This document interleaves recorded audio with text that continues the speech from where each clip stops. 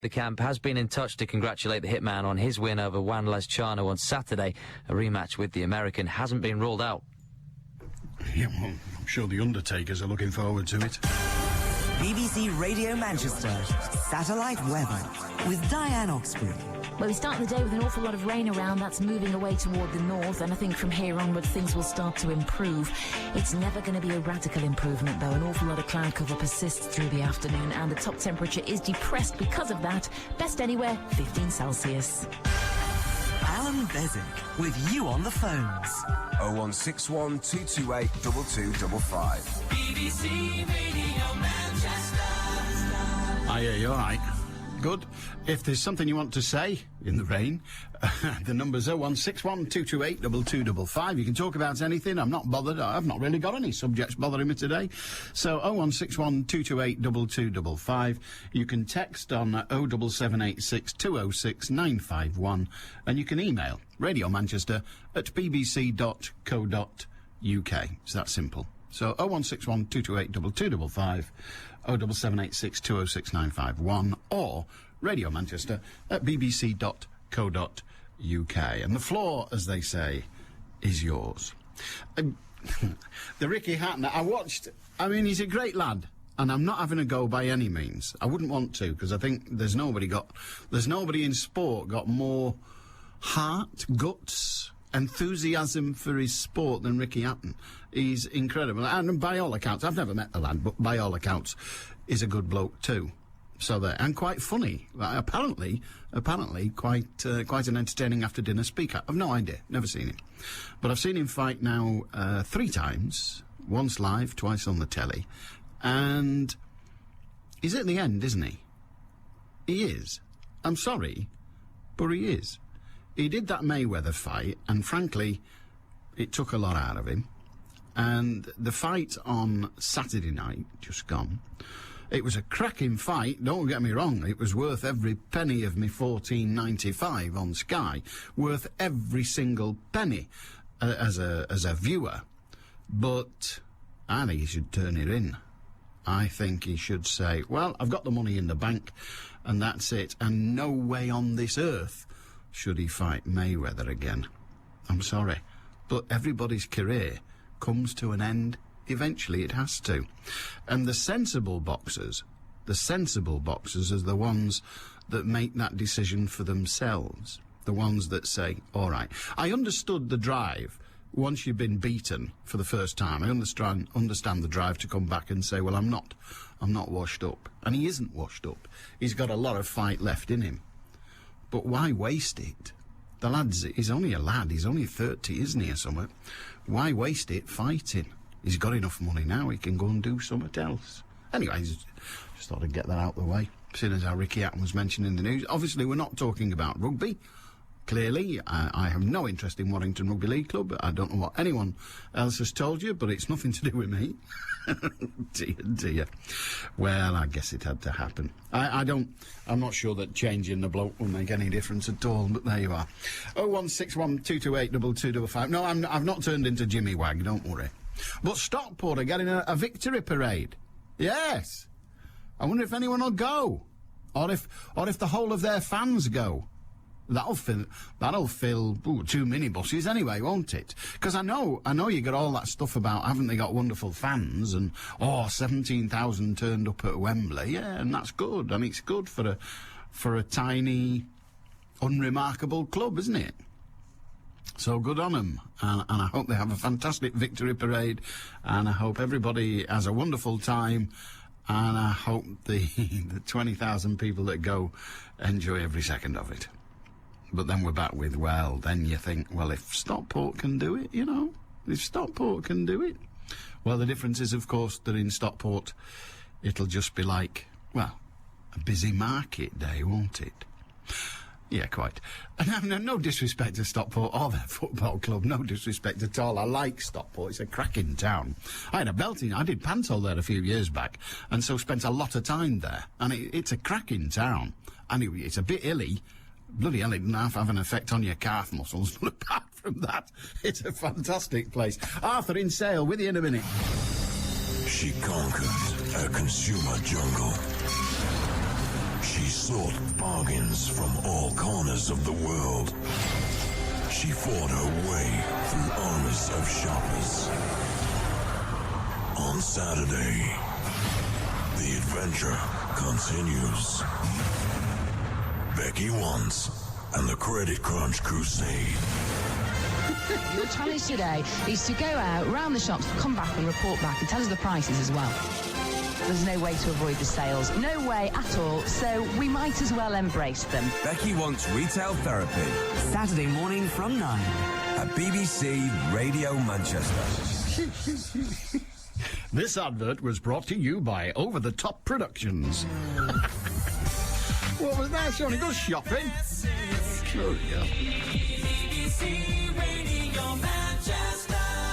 Arthur in Sale, hiya. Hi, Alan. I happen to come on to talk about Ricky Hatton, but I have to take a little bit of umbrage with you about Stockport. You feel free. I don't know if you know, you won't be aware of this, but Stockport were the best supported away team in League Two, which is remarkable considering that you've got the manufactured side of MK Dons, and you've got the Bradford City fans club who gave their season tickets away to, I think, under 12s or something silly like that. So they were playing, but that was to the home fans. And Stockport were taking quite a good few thousand away to quite a lot of clubs. So, I think... my point wasn't that... No, it's with your minibuses. We do take a lot of support. Well, yes, but on a comparative, the point I was making was that they're going to have a victory parade in Stockport, and as I said, I hope it goes off well, and I hope they have a belting time, and it's going to be a great party and all of that. But they're in much the same business as me, if you like, with my support of Warrington. I know there's only a few of us. Now, 14,000 is the capacity of our ground, and they fill it most weeks. So, you know, you just think, well, yeah, we in Warrington are the best supported away team. What's the phrase? The best away team support in the Super League. Well, brilliant, but it's not exactly impressive, is it? No, it's not. Yeah, I understand. That's all I'm saying. Absolutely. Go on. Okay. But they're going to have a belting party, and good luck to the beggars. Oh, yeah, I mean, I was at Wembley myself, and we took 18,000. I think Rochdale took 17. Yeah. It looked sparse in the vast arena that is Wembley. It looked sparse on the ground. But it's 35,000. I think it should have been played at City of Manchester Stadium or Old Trafford. Well, there's a big thing about the Wembley, isn't there? You know, history will say who won. But the history, you know, in 50 years' time, when the young lads that were there are talking to the grandchildren, if they say, we won the cup, and it was a great day out at Old Trafford, it's not the same as, hey, when was the last time Stockport and Rochdale went to Wembley? That you know what I mean? It's a statement, isn't it? And the fact that they had a corner of the ground is completely irrelevant. Or at least it will be in history. Anyway, go on, Arthur. You said you want to talk about something else. Yeah, I wanted to talk about Ricky Hatton, really. I mean, I as you feel, Ricky Hatton is just come across as a really nice guy, and he's a very good fighter. But I think the best PR job has been done on him in the history of British boxing, because I think, as with anyone else, when they fight, when they start off, they're doing it with Amir Khan. Now they give them deadbeats who, you know, probably I could knock over. They fight numpties at first. Of course they do. They've got to learn their craft. And then where I think the PR job come in at, or the good management was by Frank Warren initially, was where they fought Costa Zoo, who by all intents and purposes was once world class, but not when Ricky Hatton fought him. He'd already mentioned retirement 2 years previous to that, and then he fought Castillo, who also was at the end of his career, just as Ricky Hatton's coming to now, that I think you alluded to. But I happen to feel that the only world class fighter that Ricky Hatton has ever fought, and that was world-class when Ricky Hatton fought him, was Mayweather. And I believe Mayweather destroyed Hatton.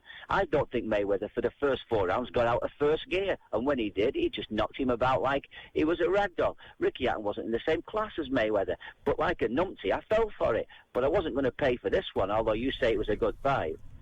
I wasn't going to pay for this one. And if he fights, because I just felt I'd been duped by the Mayweather situation. And no fault of Ricky Hatton, that. It's just I fell for the hype like most people did. They're thinking he had a chance when in reality he had no chance. Well, I don't know. I think he probably had a chance against Mayweather, but... If he'd have brought a gun in. You can't fire a gun in them gloves. If it's America, you can do anything there. Not in them gloves. Anyway, yeah. What do you think he should do now? He's assuaged, if you like, the pain he suffered, and by that I mean the emotional pain of his only loss. What do you think he should do now, Ricky? Well, I think he's got this Malignaggi guy. I think he talks a better fight than what he can actually perform one, because he's been beaten by, I think it was the black guy he fought. I don't know his name. Apologies, I don't know his name. He fought this at the City on the Ricky Hatton undercard. I think he fought him some time ago, and he just won a narrow decision, Malignaggi. And then Malignaggi fought a guy called Cotto.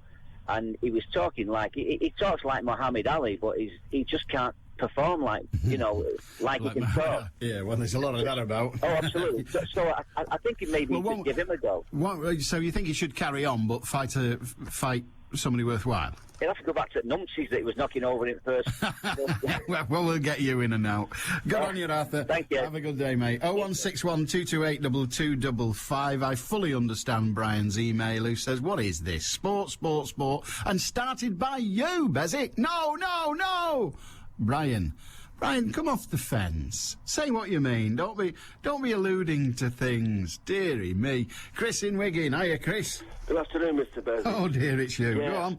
More sport. Just listen to that last chap talking. Yeah, he knows quite a bit about boxing, but there's a lot he doesn't know, I think.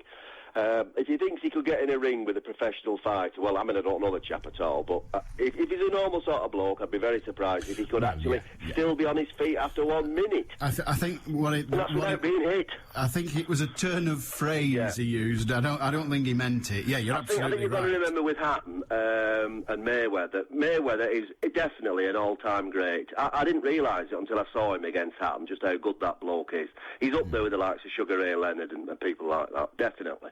If not better, actually. So I think you've got to put that into context.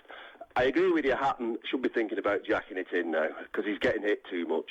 And I think his lifestyle's catching up with him, as a lot of people have said. But that's not the reason I rung up. Okay. As a Wigan Rugby League fan... I was rather surprised that was your chosen subject, but do go on. Well, as a Wigan Rugby League fan, I was quite dismayed this morning to hear the news that Mr. Cullen has parted company from your beloved Wire. Yes. Well, like in most things that I have an opinion on, I have a sort of a dichotomy. I see things both ways, actually, or even more than that. I feel quite sorry for Cullen. I think he's suffered the same as Mr. Sharp did over at Hull, in that his his team have had an awful lot of injuries. And with the salary cap and so on in force, clubs can't just carry on going out buying players unless they're Wigan. And if you get 5 or 6 players injured in a squad, it hits you hard, and there's nothing you can do about it. And that's what's happened to Warrington. They've lost their confidence and so on. I don't think Paul Cullen's a bad coach by any means. In fact, as a Wigan fan, I would have hoped he would have stayed there. Well, we had all this, didn't we, about Millward and so on when he came to Wigan. Damned with faint praise, I think is the term. Good on you, Chris. Have a good day. Yeah, thank you. As a Wigan fan, he wishes Cullen had have stayed at Warrington. That's very, very cruel indeed. Mike in Wigan says, there's nout worry about going down them salt mines after you've been in a lot of deep holes with Warrington. You see, people are just having a go now for the fun of it. There's a big gap between the roof and the floor, so if the roof fell in, a little fat guy like you'd have plenty of time to run to the lift. And I bet the God botherers will be saying a prayer for you when you go down the mines. It's a long while before I go down the mines. Well, I'm thinking it's a long while. It's the first week in June. This from a man who doesn't like walking under railway bridges because of his claustrophobia, so the mines are going to be very interesting indeed. Anyway, my dad brought the news to me on Friday that my mum went down them with me dad some time ago, so there's no backing out now, I guess. Won't be fun. 0161 228 2255. If you've something to say, feel free. You don't have to talk about sport. Indeed, I would be overjoyed if you did not. And frankly, the less said about Warrington Rugby Club, my emotional alma mater, then the better. Because, well, It's not a good day, is it? It's not a good day. Such is life. And what does that mean by mutual agreement? Paul from Oldham says, Alan, I went to the Hatton fight. Just to let you know, the City Stadium couldn't cope with that amount of people. It was a nightmare.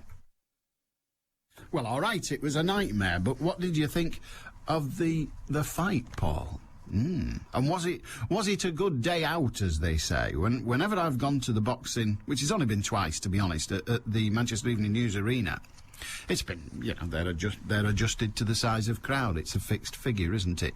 And it was excellent in that respect, but by God, it felt violent.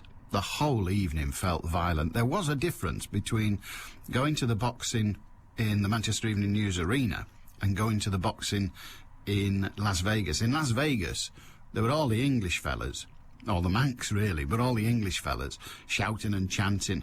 But I got the sensation that the Americans were there just to watch the boxing and weren't bothered either way, to be honest. They were just watching a sport. And one of them turned to me and said, "Who's this Ricky Hatton guy anyway?" I think he thought I looked American. I really must lose weight. BBC Radio Manchester. Headline News. Lorry drivers angry at soaring fuel prices have been taking part in protests in central London and South Wales. They're concerned about the cost of diesel, which has now reached around £1.30 a litre at the pumps. Stockport County fans will get the chance to congratulate the team later after they won promotion to League One. There'll be an open-top bus parade through the town after they beat Rochdale at Wembley. They were the youngest team ever to enter the playoffs, and police have arrested 2 boys aged 12 and 13 on suspicion of murdering a teenager in West Yorkshire.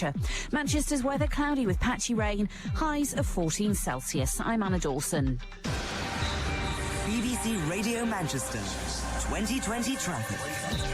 Traffic's heavy on the M62 westbound at the moment because of a collision that's now on the hard shoulder at junction 9 at Winwick involving a single vehicle. It collided earlier on this afternoon with a central reservation and was facing the wrong way in the outside lane of the 3.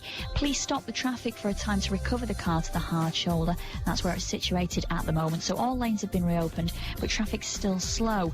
Thankfully, the entry slip's now reopened on the M60 clockwise, and that fuel spillage has finally been cleared from the carriageway. Again, there was an earlier accident on the entry slip at junction 11 at Barton. Thankfully, though, now traffic is moving freely once again.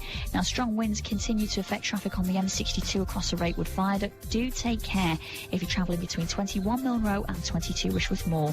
And that's the latest. Don't forget, of course, if you can update me, do get in touch hands-free 0161 244 4951. I'm Cara Banks. You're never more than 20 minutes away from the latest traffic through the day. BBC Radio Manchester. William in Bolton. Hiya, William. Hello, Alan. I like the way you had a go there at yourself and the Americans. Very subtle, that. A double whammy. Yeah. Go on. Yeah, well, I'd just like to say that there's 2 stories, news stories, that have really made me angry. And they relate to the attitude of our government, of the Ministry of Defence, towards our troops. I am extremely angry at being preached at and patronised by some sections of the media as well, but especially by politicians, about us not being patriotic, about not caring for our troops. A few months ago, is it Des Brown, the Defence Minister? Yeah. Yeah, he was on the radio, I think it was the Today programme, and he was being interviewed. He had a right proper grilling over the method by which casualties of our troops are assessed, and it was compared to the way in which the Americans assess their casualties. And basically, they said it was against our interests it was against morale. It was going to destroy the morale of our troops if we were fully open, as in a similar manner to the Americans, as to the amount of casualties that we have amongst our troops.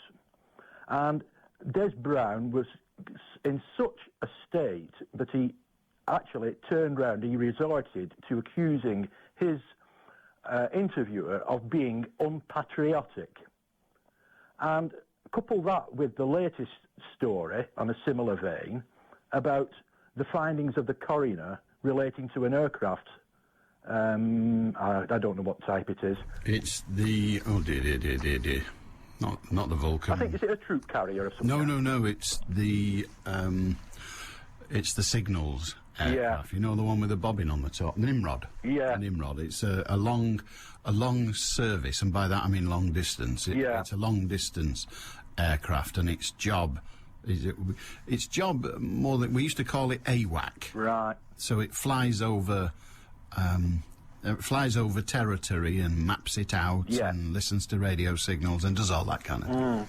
Yeah, well, the coroner came out and said, I think he said anyway, that the whole fleet should be grounded. And Des Brown appeared to display such a cavalier attitude in the face of the families of these troops. Now, let me say, Alan, I was totally opposed to this war in Iraq, completely against it. But I think it is the attitude of our government is despicable. What I mean, in the subject, in the case of Nimrod, here's an aircraft that's been flying since the 70s, and has been in service, successful service, since the 70s. And we're now being told it should be grounded because of what's described as a design fault, but it's a design fault that hasn't had many consequences. Now, I know every death is a sadness, but it hasn't had many consequences and has had many benefits. If it was grounded, if they were all grounded today, they could not be replaced for probably about 5 years. Now, I know you were against the war, but hearing what you've said, you are presumably in favour of our soldiers, sailors and air people, having the best chance possible of not being injured. Well, that chance is provided by intelligence, and Nimrod is the source of that intelligence. Now, if you ground it, you take away the risk of 25 airmen, but you massively increase the risk on every soldier. So what would you, as Defence Secretary, do? Yeah, I point taken. It just sticks in my craw to have to admit that the USA appear to actually give a damn in general about their troops. We are being preached at and saying, oh, we don't support our troops, and we're not being patriotic because we don't show all this razzmatazz.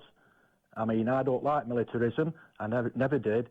But I do think that our governments and as a nation, we should get behind our troops on this instance and show them. I think it's disgusting the way troops are not being fed properly, their families are not being housed properly. Some of them are living in what might be termed as slum conditions, I believe. I think it's totally disgusting, Alan. Just for once, I would like to say, let's back our troops up and let's treat them with some sort of respect and justice.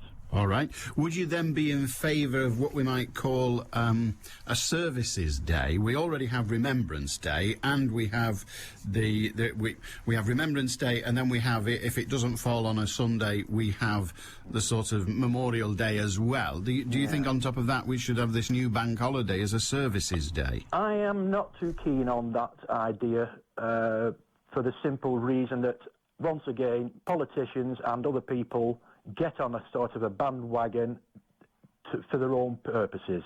I would rather give, I haven't done, but I would rather start giving now to the British Legion, which is a charity which looks after these troops, just to show this government up for what it is. All right, good on you, William. Thank you very much indeed. What do you say? William is very cross at the Ministry of Defence. He's not the first to be so, and says that we as a nation, A, do not demonstrate our support for our troops, but B, which is the stronger allegation, our government is, what should we say, our government is duplicitous in that it says to us support the troops, but when it comes to paying the bills, they're rather less enthusiastic. How say you? 0161 228 2255. And what about this idea of a services day? There's a lot of talk about creating a new bank holiday. I think we have 8 bank holidays a year, and there's a lot of talk about making it 9 bank holidays a year. And the suggestion has been that that 9th, that new bank holiday, would be a services day. What do you say? I mean, we'd all like another bank holiday, except the employers, of course, who in many cases would have to pay people to be off. But apart from that, what do you think of it? 0161 228 2255. Steph in Old Trafford, I've every sympathy with her. I now feel like boxing someone's ears having to hear about more sport. I fully understand. Bear with me, if you will, Steph, because this starts like it's to do with sport, but turns out it isn't. So please don't get too agitated just yet. But James in Heald Green says, I see England have won something at last. After another knife murder in London, London is the #1 murder capital of Europe. The useless Sir Ian Blair, he's the Metropolitan Police Chief, the useless Sir Ian Blair is to present the trophy to the even more useless Gordon Brown and his inept government. What a sad indictment of this country. It really makes you proud to be English. So says James in Heald Green by text. You can text on 07786 206 951. You can email radiomanchester@bbc.co.uk, and of course you can telephone 0161 228 2255. A services day, a bank holiday. Good? Bad? Indifferent? Happy to have the bank holiday, but why waste it on squaddies? I don't know. Allan Beswick with you on the phones. 0161 228 2255. BBC Radio Manchester. I'm just going to read this out and have no other part in it. But it's interesting. For everyone who paid for the Hatton fight on Sky Box Office, I paid my £14.95 to watch the fight, says Sarah. I later found out that it was on Channel M an hour later for free. I contacted my... I'm not going to name them because I don't want them to get inundated with phone calls at my behest, but I contacted my cable provider to let them know I was not happy paying for it when it was on for free, and they refunded me my £14.95 and apologised for their mistake. So, says Sarah, I urge everyone in the Manchester area to ring up Virgin and demand a... Oh, I've done it now. To ring up Virgin and demand a refund like I did. It's only fair. Well, Sarah, I don't think it is fair. I don't think it's fair at all. I think it's damnably unfair. I mean, good on you for getting 15 quid off a billionaire. But frankly, the fight on an hour later, well, it's history. It doesn't matter anymore. I wouldn't pay to watch the recording. Of course I wouldn't. But I'd certainly pay to watch it live, and that's the difference. You're paying to watch it live. So I think you've shafted them. I mean, good on you, Sarah and Earlham. I'm in no way criticising you for managing to pull the wool over the eyes of a billionaire. All in favour of that. But, I think you're wrong. I think there is a difference. I think paying $14.95, all right, we'd all like it for free, but paying $14.95 to watch it live is, well, perfectly acceptable. If you haven't got the money, obviously, then you don't pay, but that's nothing to do with anything. Stuart says, Armed Services Day, a bloody good idea, but as I mentioned last week, let us first ensure they have all the equipment they require to give them the best chance of actually coming home. So says Stuart. What do you say? 0161 228 2255. Oops, my chair just went funny then. 016, yeah, who cares? Yeah, I don't either now. 0161 228 2255. Robbie says, following your show on Friday where the perception of the police was being discussed. When I was a child, 40 years ago, policemen, or a bobby on the beat, was seen as a figure of authority that we respected, and a friendly face who made our streets a relatively safe place. I, for one, still respect the police. They've a tough job to do. Anyway, whilst watching an episode of Family Fortunes yesterday on satellite telly, and then, says Robbie, I know it's sad, but my son likes it. Nice defence, Robbie, but not convincing. Anyway, he says, the following question came up on Family Fortunes. Remember, 100 people were surveyed. The question, name something that you would associate with a pig. The family from Birmingham gave the answer, you guessed it, the police. The audience laughed. Out of 100 people surveyed, not one had answered pig. Interesting to know that this family did. This family was of mixed race.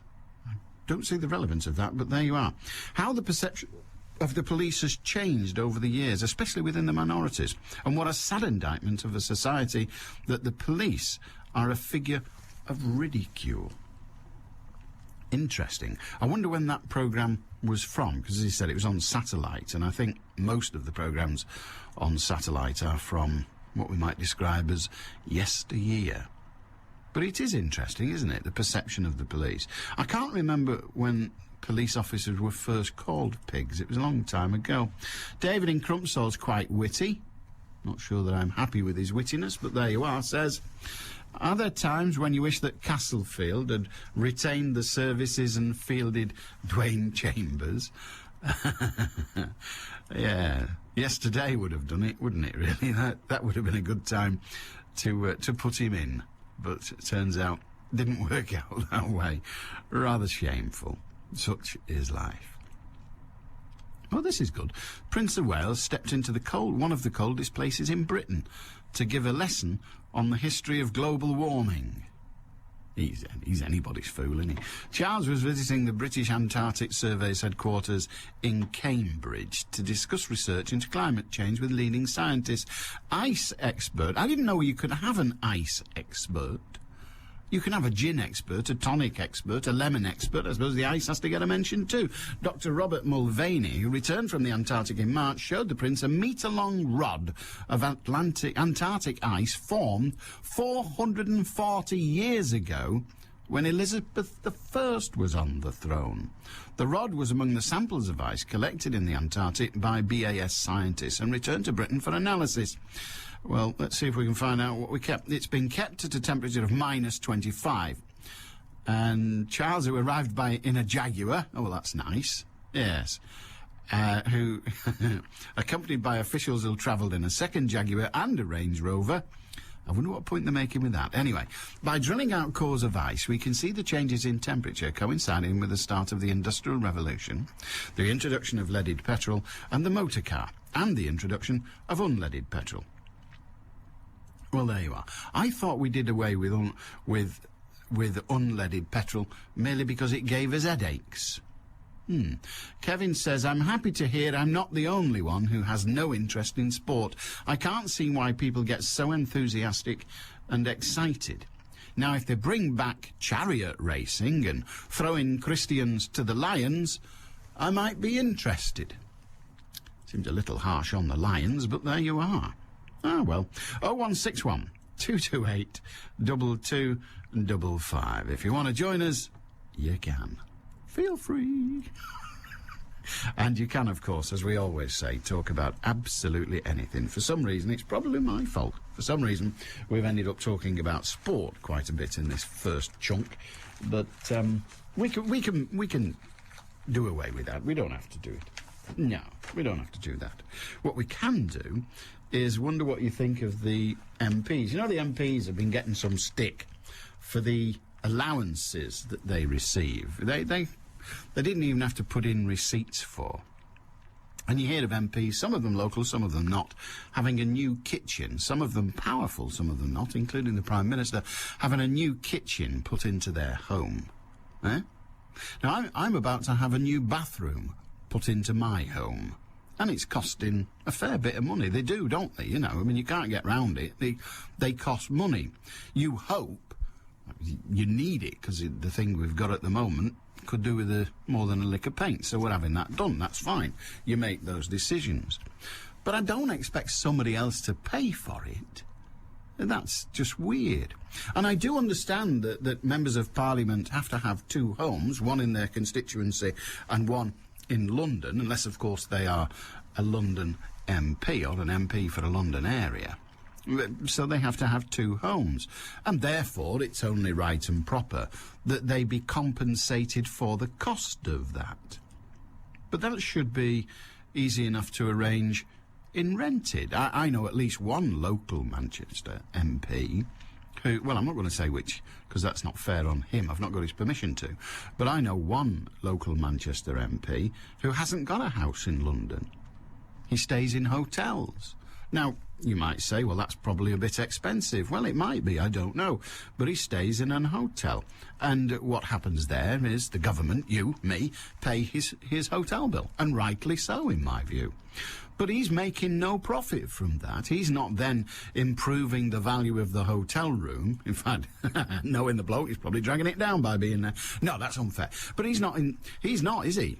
He's not doing it. So it's, well, I just think it's wicked that MPs get allowances above and beyond the out-of-pocket expense of maintaining two homes. And I sure as hell don't think they should get their bathroom for free and their kitchen for free. One MP bought a house that needed a whole pile of work doing on it, and so you and me paid for that. So he buys a house for whatever it was, 80,000. You and me do all the work on it, or pay to have all that work done. He walks away with a house worth 110,000.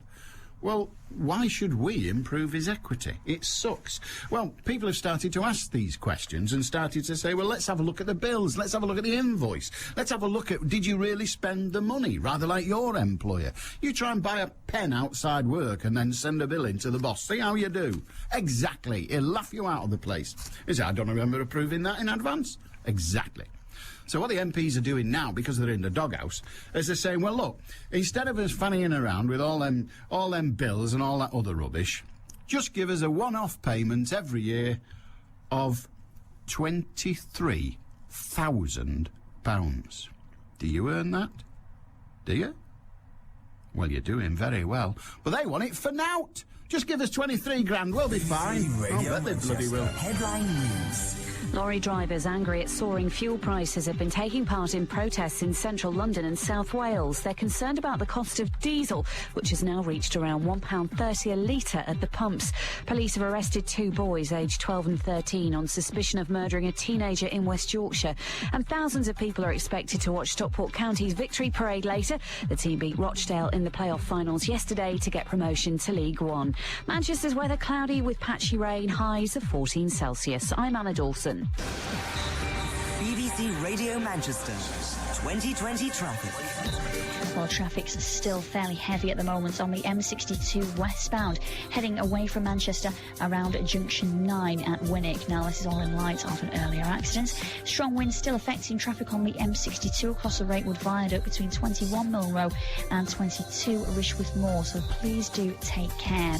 Now, there's a revised service in operation on Virgin trains today between Stoke-on-Trent and Manchester Piccadilly. That's due to engineering works on the tracks. Services will be diverted instead via Stafford and Wilmslow. They won't be calling at Stoke-on-Trent or Macclesfield, and a replacement coach will run between Stoke-on-Trent and Stafford and again through to Macclesfield. Don't forget, of course, if you can update me on the situation where you are on the roads or on public transport, do get in touch hands-free, and the number that you need to dial is 0161 244 4951. I'm Cara Banks. BBC Radio Manchester Sports with Will Perry. Well, Warrington have confirmed that they've parted company with coach Paul Cullen by mutual consent. Cullen handed in his resignation following last night's 36-28 home defeat at the hands of Castleford. The Tigers scored 4 tries in the last 12 minutes, leaving Warrington 7th in the Super League table, and angry fans calling for Cullen's head after mounting pressure this season. Wolves chairman Lord Hoyle praised Cullen for his time at the club. Paul is a Warringtonian through and through, and no one has been a more loyal servant to Primrose and Blue than Paul. He rescued us from a very difficult position in 2002 when he came back, and he served the club well, and we wish him well for the future. For you personally, Doug, you've known him for such a long time. Even on a mutual consent basis, parting with the ways can't have been easy. Well, it's not easy, is it? It's not easy, but the results on the field have been disappointing. And Paul understands that as well, and we've got to move forward with the club, and we've got to get a winning side. Paul has been a legend, and he's leaving, and That is very, very sad indeed. The Warrington chairman Lord Hoyle speaking to Phil Kinsella a little earlier. Well, assistant coach James Lowes has been appointed as acting head coach until a permanent successor is in place.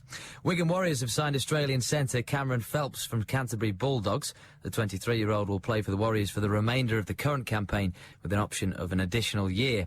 Manchester United have agreed a deal with Barcelona to sell defender Gerard Piqué. Piqué has been on loan at the Nou Camp this season and has decided to return to his boyhood club due to lack of first-team action at Old Trafford. Fabio Capello has named John Terry as captain for England's friendly international against the USA at Wembley tomorrow. Manchester United skipper Rio Ferdinand was in contention and Owen Hargreaves has backed his teammate to get the armband on a permanent basis. Rio, in my opinion, has probably been the most consistent player in England this season. I just thought he epitomised really everything that we did, and I think he'd be a fabulous captain. But there's other options, obviously, with Frank Lampard, Stevie G, John Terry, David Beckham. I mean, there's so many options, and obviously that's a decision that the manager will make. Well, Manchester City manager Sven-Göran Eriksson is being linked with a role at Chelsea. Despite turning down the Champions League runner-ups twice before, Sven still has an offer from Mexico if he wants it, but could accept a position as director of football at Stamford Bridge. City owner Thaksin Shinawatra again sidestepped questions on Sven's future at Eastlands. As if you don't know by now, Stockport will be playing their football in League One next season after a memorable day at Wembley. County Managing Director Mark Maguire says the club's moving in the right direction. We're all fans. Jim's a fan, Peter Ward's a fan, Alan Lord's a fan, Norman's a fan, I'm a fan. You know, everybody who runs the club are fans, and that makes it very special. And what we've done, other than achieve promotion this year, we've managed to start bringing the club closer together again, and that's really important to us. I shed a few tears on the pitch, I don't mind admitting it, because it's, as I say, a lot of emotion that we've been through, and some reward at the end of it, so maybe we're doing it the right way. Well, in cricket, Andrew Flintoff thinks he's still 3 weeks away from a return, keeping him on the sidelines longer than England and Lancashire had first hoped. He's therefore ruled himself out of next week's third test against New Zealand with the side strain he suffered 3 weeks ago. Flintoff is now targeting the start of the 2020 Cup for his return. I think the history of these things is 6 weeks, chatting to the physio, so just got to be patient. We've got no set game I'm trying to come back for, a set time frame now. But, we'll see what happens. There's 2020 cricket with Lancashire. Hopefully get back in for that, and I think we've got a couple of championship games later on next month. Well, following his win over Mexico's Juan Lezcano at the weekend, Ricky Hatton's next fight will be against the IBF champion Poli Malignaggi later this year. The Hitman's father, Ray, says the venue is still to be decided, with a number of places competing to stage the fight. It's a bit of a tussle now between Madison Square Garden, the casinos in Las Vegas, and also now we've had a big approach that they'd love Ricky to fight in Canada, which is very, very nice, and it's very flattering that so many people want Ricky Hatton to fight where they live. And finally, rains delay the start of Day 3 of the French Open tennis in Paris. It means the men's defending champion Rafael Nadal will have to wait until this afternoon before he takes to the court in his first-round match against Brazil's Thomas Bellucci. This weekend on BBC Radio Manchester, John Thompson. You see, it's funny that people find the Daleks frightening because the eyes on the top are actually Morris Minor indicators. And, of course, we all know the arm is a sink plunger. And we hide behind the sofa, basically something that was cobbled together from B&Q. John Thompson. What those things were that aren't quite piercings in your ear, that have just a hole. You can see through it, and apparently they're called flesh tunnels. But what's someone with one of these going to say when they're a grandfather and the grandchildren come and see me? Well, you like a biscuit? And they go, Grandad, whatever's happened to your ears? You look like a tribal chief from Papua New Guinea. John Thompson. He thinks he's funny. I still don't get it. Back from 11 o'clock on Saturday at BBC Radio Manchester. A very good day to you. 0161228 2255. What do you think the government should do, if anything, about the inexorable rise of fuel prices? We've got protests going on hither and thither, predominantly in London, Wales, but there's also those two lorries progressing slowly along the M62. It's a rather forlorn protest, isn't it? That's just two lorries involved. But what should the government do? It is difficult for haulage companies, of course it is. They can't pass on every bit of the cost of the increase, or every bit of the increase to their customers. But when does that become the government's problem? What should the government do, in your view? 0161 228 2255. Frank in Northern Moor, hiya. Afternoon, Alan. Afternoon, sir. Regarding the MPs and what they're taking out. Yes. Expenses. Mm. Well, I think there are a lot of common thieves myself.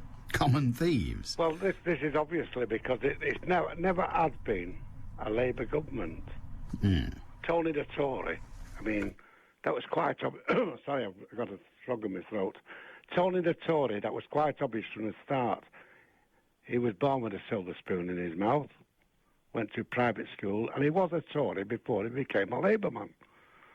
And the only reason he became a Labour man was to climb the ladder. And the rest of them followed suit.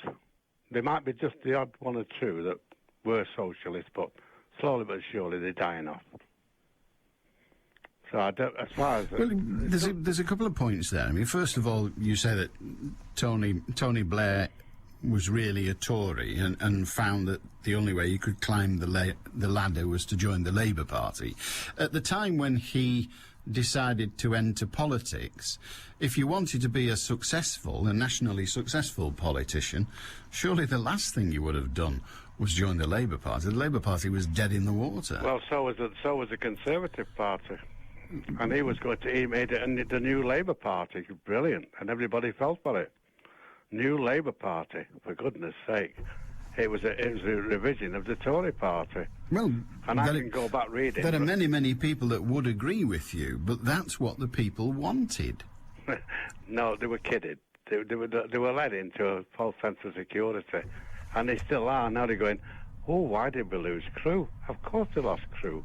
Because now, it's like yourself, you spoke about the amount of money that they're stealing, and they are stealing, and the way they're conducting themselves, all the MPs' children going to private schools, and what have you. You might say, well, they can do what they like with the money, but it's not their money.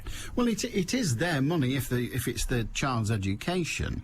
It is their money in that it's the money they get paid for doing the job. Now, it's perfectly reasonable for a person to put a point of view saying they're overpaid. There are many who would argue strongly that our MPs, compared to many other political representatives around the world, are considerably underpaid. But let's not get sidetracked. It is their money.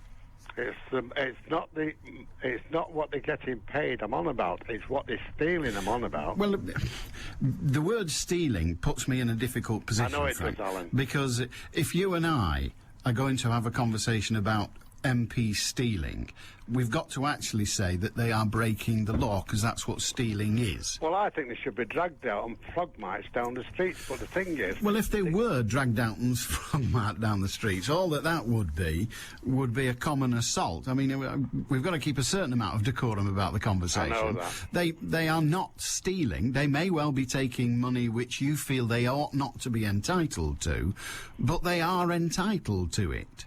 So, you know, if you think... I've just finished the book, The 100 Years of the Labour Party.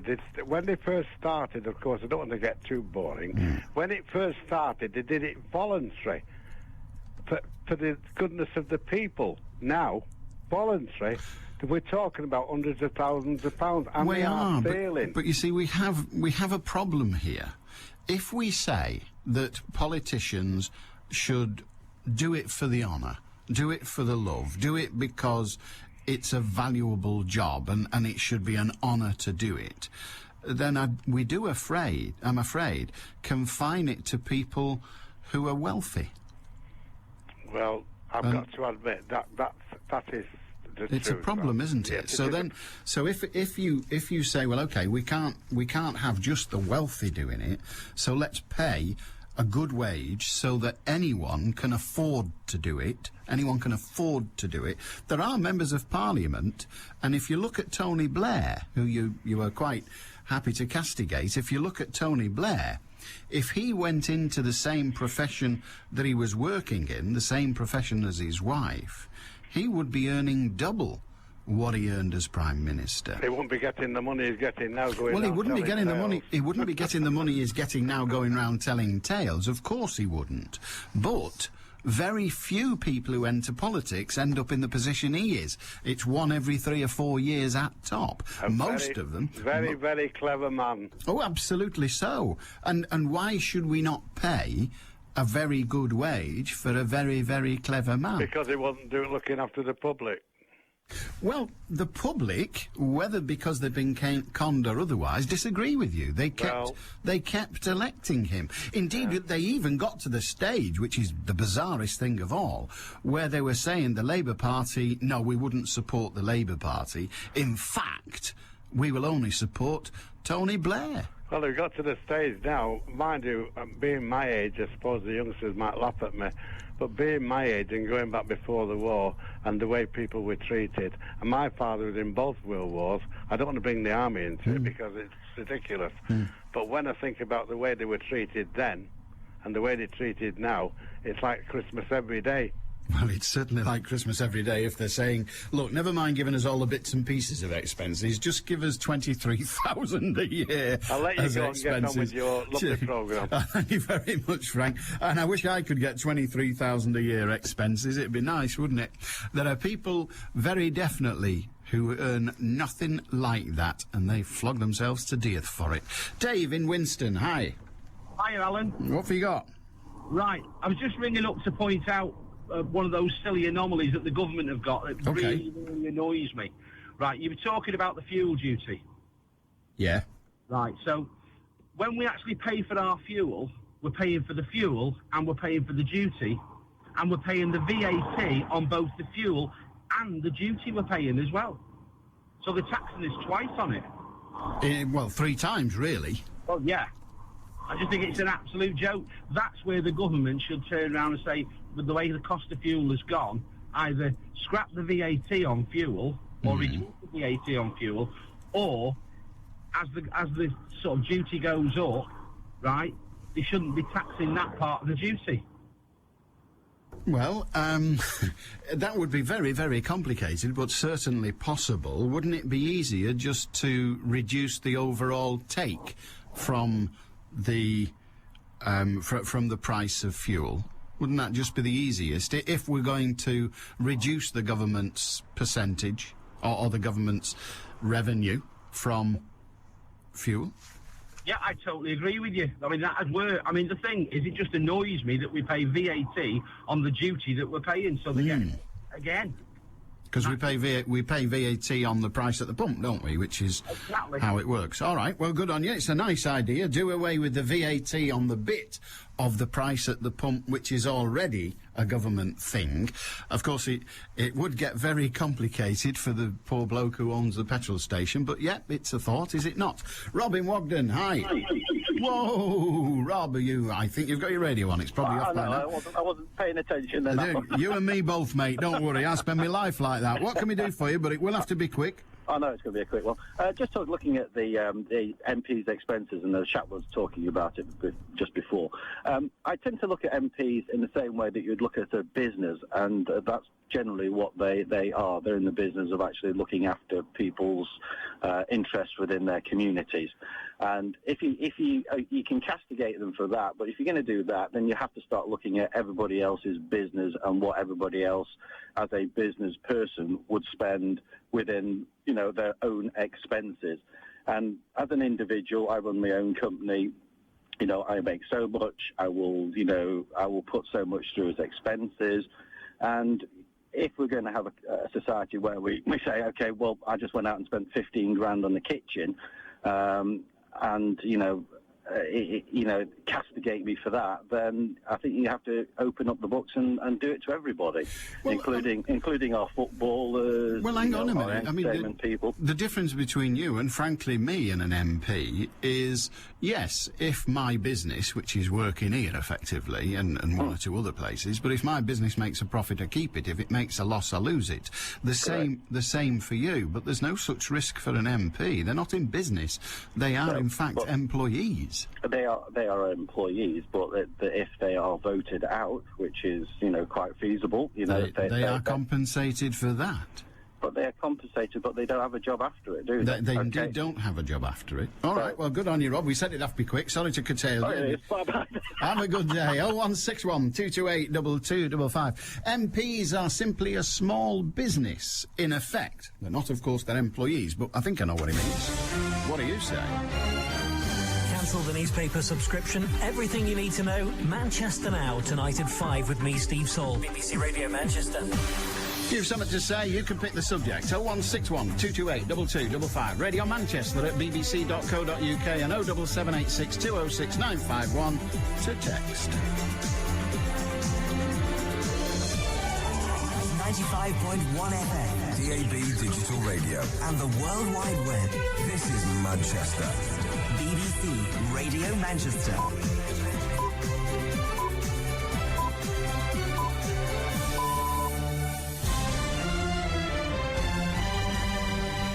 At 1 o'clock, lorry drivers protest over rising fuel prices, and triumphant Stockport get ready for their victory parade. A Warrington Park Company with Paul Cullen by mutual consent. Well, it won't ever be a brilliant day, but at least things should improve a little from here onward. Always staying cloudy, top temperature 15 Celsius. And take care if you're heading over the Pennines on the 62 between junction 21 and junction 22. Very windy conditions affecting high-sided vehicles and motorcyclists, so do take care.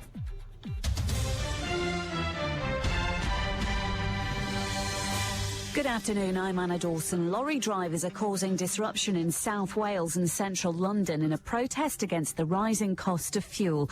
Diesel yesterday was an average of nearly 128 pence a litre, up more than a penny since Thursday. A convoy of about 150 vehicles is crawling along the M4 towards Cardiff from Llanelli, causing a tailback 5 to 6 miles long. Colette Hume's been at Cardiff West service station. Cut the tax on fuel or we'll blockade the refineries.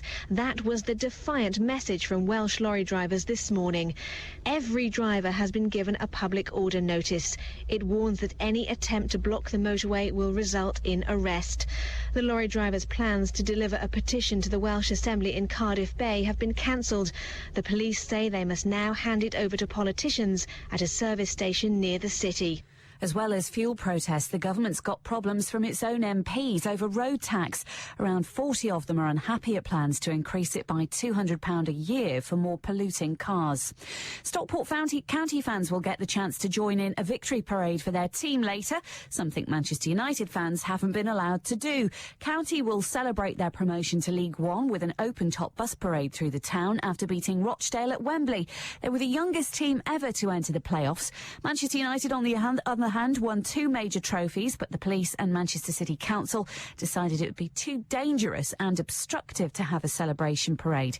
Councillor Dave Goddard from Stockport Council says it wouldn't have been right not to recognise the club. Manchester United won 2 great big trophies and did nothing, so I mean, I just think win, draw or lose, we always said, you know, we're going to celebrate County's fantastic season.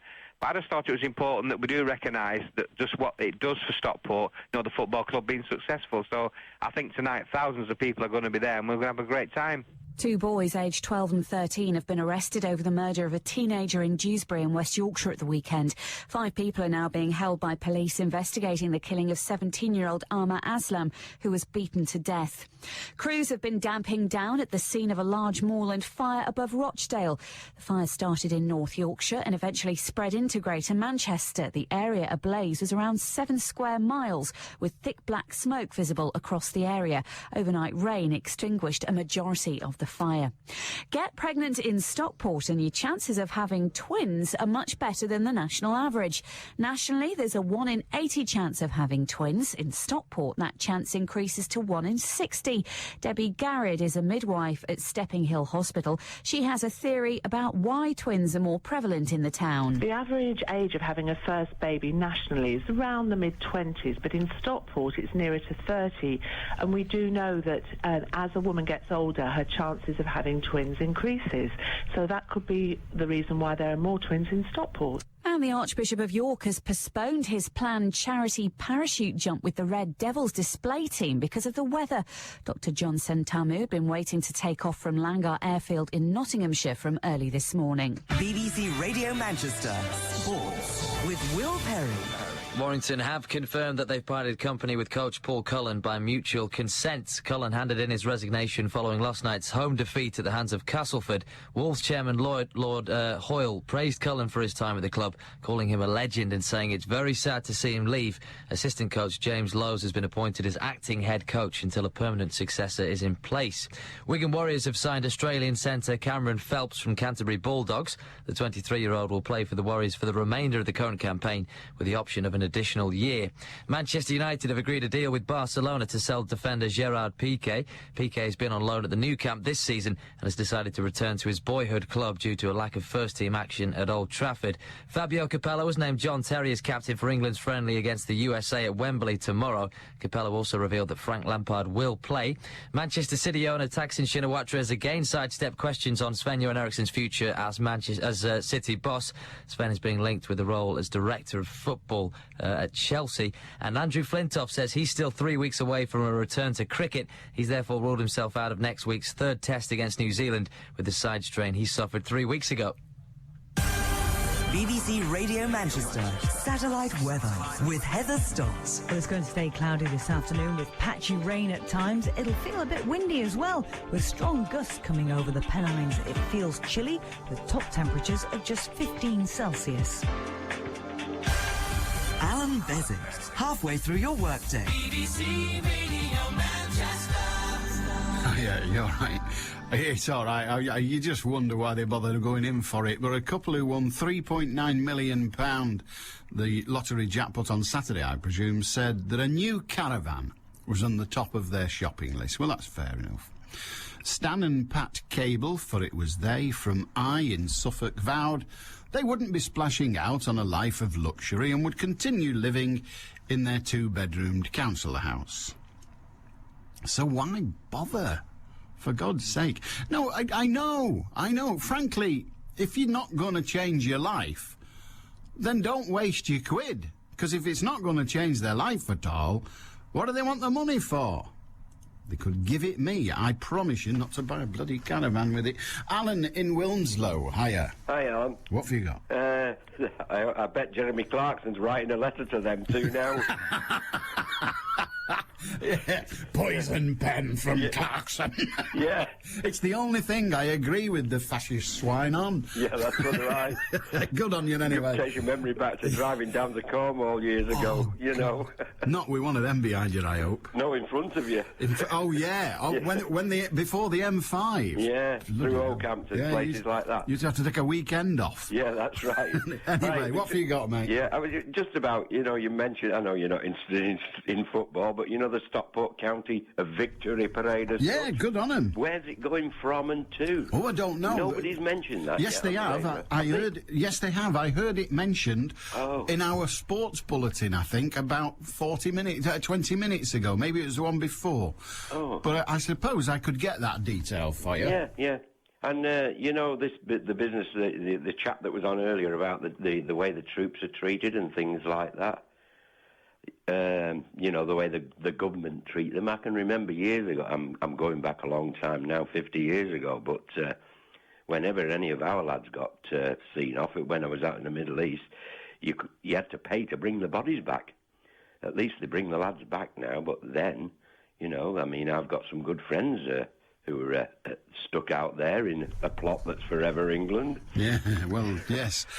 but I mean, does that mean that we ought to be remembering? We've got Remembrance Day for that, but ought we to be? Oh, I don't agree with this Armed Forces Day. I think it's just silly. I think that's just trying to assuage people slightly to say, we're doing something. It's like, that's exactly the same as when they get the miscreants to the cash machine to pay their fines and things like that. It's just words, just hot air. It's just words, it's just hot air. Well, OK, it might be from the government's point of view and others, it might be a clever way of shutting up the naysayers. Yeah. But putting that to one side, ought we not, as a nation, to have a day when we say thank you to our troops, not just the ones that got killed, but the ones that actually turned up? Oh, yeah, right. Like they have the Veterans Day parades in America. Which was only yesterday, the day before, I think. That's right, But ought we not to be saying, look, you know, these, and not just the veterans, but we had that incident, didn't we, just recently, where some RAF servicemen were told, don't wear your uniform outside the camp. Yeah, that was down somewhere in Cambridgeshire, wasn't it? But ought we not to be trying to correct that now, instead of saying don't wear your uniform outside camp, but for all of us to say the armed forces ought to wear their uniforms with pride? Oh, yeah. I mean, I can remember, you know, when I turned up at home, you wore your uniform because you got a good lift, or you got a, you know, you got a cup of tea in the railway buffet, and if you went into the local pub, somebody stood you a pint. Yeah, that's right, yeah. Because they'd all done it. They'd all been called up, the generation in front of me. Going back to the 50s and 60s, I used to hitchhike everywhere in my uniform. Of course you did. It used to take me about 10 hours from Norfolk up to here. Well, quite, but the reason people stopped to give you a lift... Because you were in uniform. Because you were a squaddie. Yeah.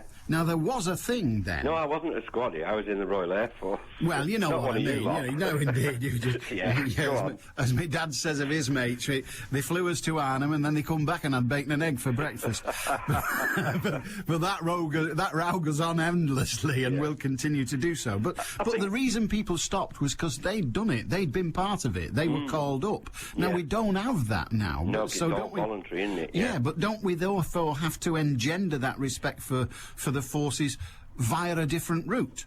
I would say so, but, you know, I mean, they don't do it now because of security reasons, but I can remember going back to the 50s and 60s when we used to have open days once a year. You used to call it Battle of Britain Day. That's right, and that's right. Get thousands. We used to make a mint on the car park, but that's an aside.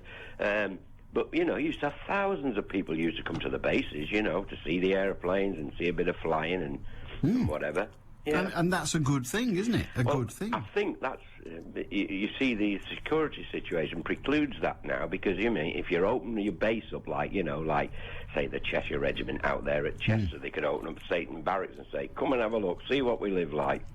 Yeah. And then they might do something about it. Well, I was just going to say, it might be a good thing. It just might shame them into doing something. That's right. Because, frankly, the way we treat our forces, I don't mean we, the citizens, we, the subjects, but the government, the way they treat our forces is, frankly, abominable. Yeah. But it was never any other way. No.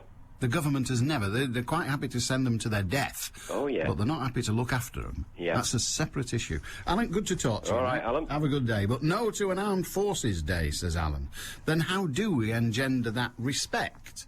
And in a daft, patronising way, if you will, gratitude to those who are prepared to put their life on the line. I know that most people join the forces with very little thought about, yes, I'll be fighting these days. They join the forces because they perhaps can't get a job. They join the forces because they think it might give them a good trade. They join the forces because they're at their wits' end, they're at a loss, they have no idea, no direction in their life. That's why I joined. They have no direction in their life and they want to find some direction. They join the forces because it's great sport. They join the forces because they'll get to see the world. There are 1,000 reasons for joining the forces and none of them are because I might end up dead or maimed.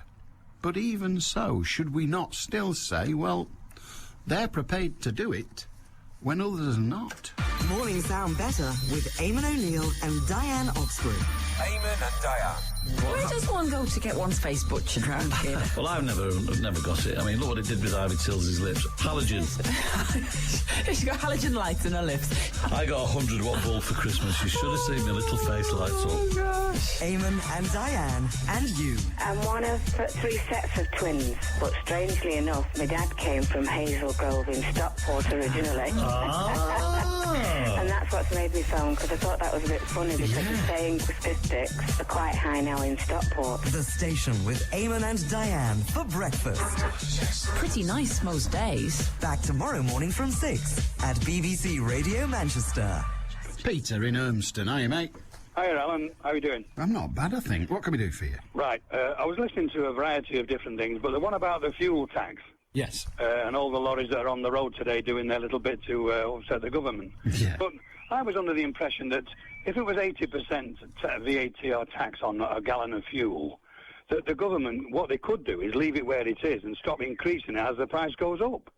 I mean, it's 80% now of £1.30 a gallon diesel, and it was 80% of, 70 pence a year ago. Yes. So why does it keep why don't they drop the actual amount of percentage? Well, it would only... They can do one of two things. They can either make it a fixed amount, like with a packet of cigarettes, this much, or a bottle of beer, or what have you. But the prices of those are fairly static. What the government chose to do some years ago was to make it a percentage. And it's not at the pump, it's actually at the wholesaler where the percentage is taken. But obviously it reflects on the pump.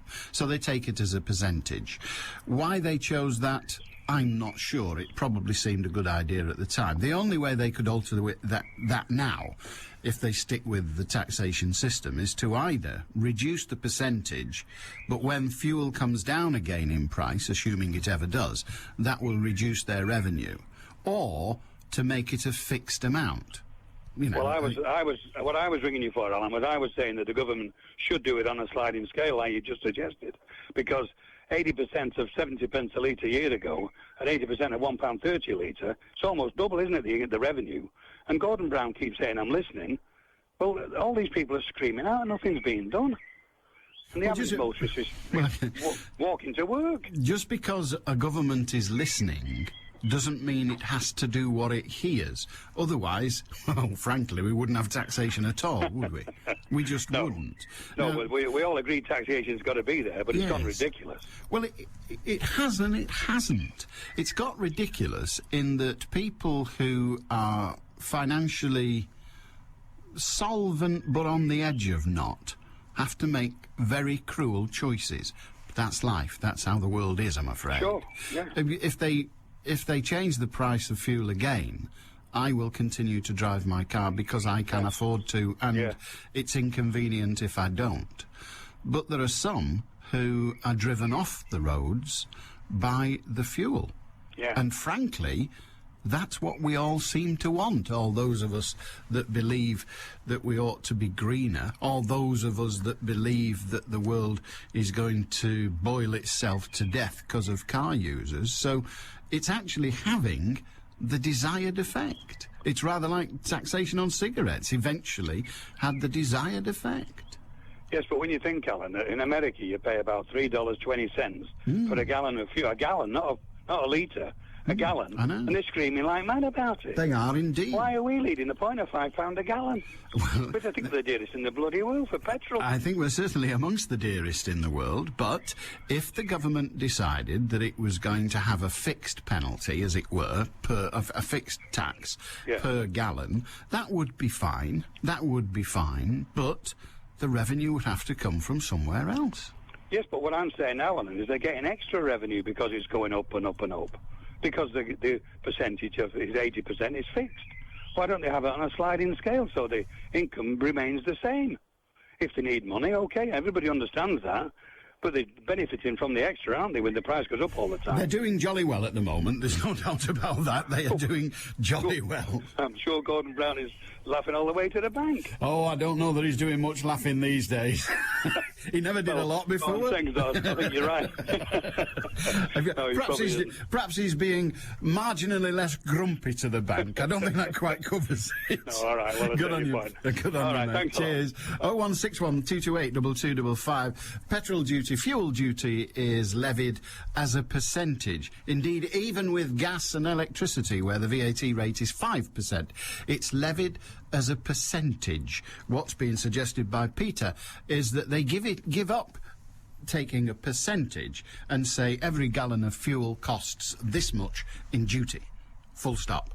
And then the government has a fixed figure with which to work, which presumably has some benefit. And whereas at the moment the fuel price has gone up, well, for us, when the fuel price goes up by 10 pence a gallon, for us it goes up 20 pence a gallon, or a litre, as Europe would have us call it now. But it goes up by twice the amount because the proportionate increase. Whereas if they had a fixed tax, this much per gallon, fuel prices at manufacturer goes up by 5 pence a gallon, ours would go up by 5 pence a gallon. And we would all blame the oil people. Of course we wouldn't, but that's what they're for. That's fine. And they wouldn't care because they're making £1 billion a day profit. But that's what would happen. But at the moment, when it goes up, the Chancellor at the moment is probably making about 30% more from fuel charges than he'd budgeted for, which means he's got 30% more money to spend, which means he can do all sorts of things. Whether he'll actually do those things is for others to decide. Malcolm in Wigan, with your permission, I'm going to talk to you after the travel and the headlines and all of that. Hilda from Stockport tells us the parade route. I mean, this is Hilda. I'm sure she's right, but we will get it checked, of course. I think our sports team are going to tell it us. Anyway, Hilda from Stockport says the parade route starts at Caroline Street, opposite Edgeley Park. Then it goes along Mersham Way, down Greek Street, and on to Stockport Town Hall. So there you are. Thank you for that, Hilda. That's the parade route. Who was it that was asking? I've forgotten now. It doesn't matter. But that's the parade route. Alan, I watched Dispatches, which is a documentary programme for those that don't know. I watched Dispatches last night. It was heartbreaking. It focused on Samala, Mogadishu. Police and government troops were kidnapping local people, putting them in jail, demanding ransoms to let them go. They were killing people indiscriminately in the streets. The 4 tyrants who were in charge of these activities were all Somalians, but were currently living in the UK. Our government was subsidising their so-called way of policing. I am shocked. I couldn't believe it. We are helping to murder thousands of innocent people. I am speechless. So says Gary in Manchester. And then, of course, there's that other story this morning that is absolutely horrendous. And that is the allegation that the people who've been sent to help those in difficulty, and we're talking about United Nations troop, and indeed even, would you believe, this is a report from Save the Children, but even those who are sent to give succour to those in need are actually abusing them, even to the extent of one case that was quoted of a group of UN soldiers gang raping individuals. My God.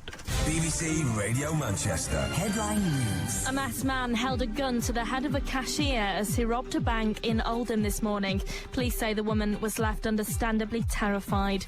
Lorry drivers are causing disruption in South Wales and central London in a protest against the rising cost of fuel. Diesel yesterday was an average of nearly 128 pence a litre. And Stockport County fans will get the chance to join in a victory parade for their team later, something Manchester United fans haven't been allowed to do. County will celebrate their promotion to League One with an open-top bus parade through the town tonight. Manchester's weather cloudy with light rain, highs of 15 Celsius. I'm Faye Rusco. BBC Radio Manchester 2020 traffic. Well, if you're heading along the M62, do take care. Strong winds are still affecting traffic, I'm afraid, between Junction 21 and Junction 22 across the Rakewood Viaduct. Elsewhere on the motorways, generally things seem to be moving around fairly freely. M6 traffic moving well, I notice on the cameras, between Junction 22 up towards Junction 26. But around the Oral interchange, again, not doing too badly. And we seem to be moving fairly well along the M56 too, between Junction 9 through towards Junction 2 at the Sharston Link. Now, don't forget, if you can update me, do get in touch. Make sure it's hands-free before you dial. And, of course, the number that you need is 0161 244 4951. I'm Cara Banks. Helping Manchester, help Manchester. BBC Radio Manchester Interaction with Linda Kay. If you've got young children, it's not always easy to get out for the day and meet other mums. Well, here's the perfect opportunity. Pushy Mums is a short family walk around Chorlton Water Park to raise cash for Save the Children. It's £5 to take part, and it's happening this Sunday, the 1st of June.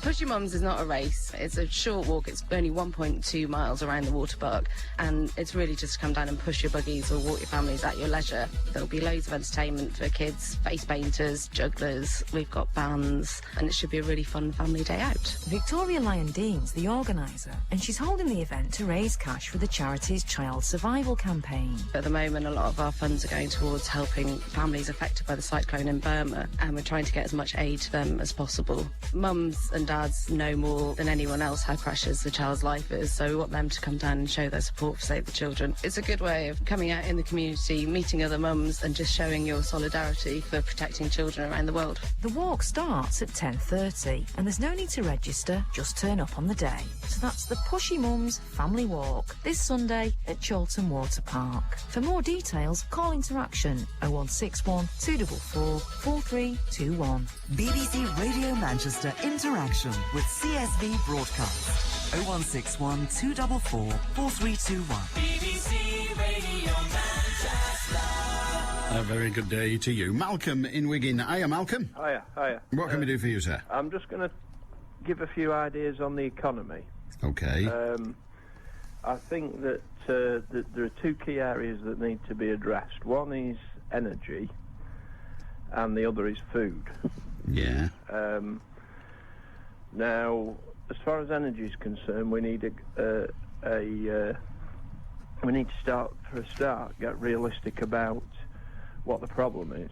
The problem is not the fact that oil prices are going up of their own, is what is causing them to go up. And what is causing them to go up is the so-called peak oil. Peak oil says, contrary to what someone was saying, one of your BBC guys was saying on Hard Talk at the beginning of this year, it does not say that oil will peak in 30 years' time. What it says is that oil production is peaking about now. For example, Russia has already said that their production from their major fields is now peaked. So, are you with me, Alan? I'm with you, yes. Right. So the consequence of that is that we are reaching a stage, and we're not there yet, but we are currently at peak production levels. We can only enhance that by either using up that which we know to be there more quickly, or by finding more fields, and that is getting harder all the time, because obviously all the easy ones have been found, so it's getting harder to find new oil fields to replace the others. There was an article in the press this morning about the Texan oil wells that closed down decades ago are being examined to see whether there's any sense in reopening them, which is interesting. But do go on with your thesis. Yes, I am with you. Right, that's it. So oil production is basically, it's not going to peak in 30 years. In as little as 20 years, it could have run out, particularly taking into account, as a lot of people are mentioning, India and China tending to increase their use. But even they will not be able to, for the simple reason that it isn't there. Now, I know that there's talk of big finds here, possibly in the Arctic and so on, the Lomonosov Shelf, which belongs to Russia. But again, that's only possibly. That's only possible. There are no guarantees. There's no guarantees on that, and what they call a big find.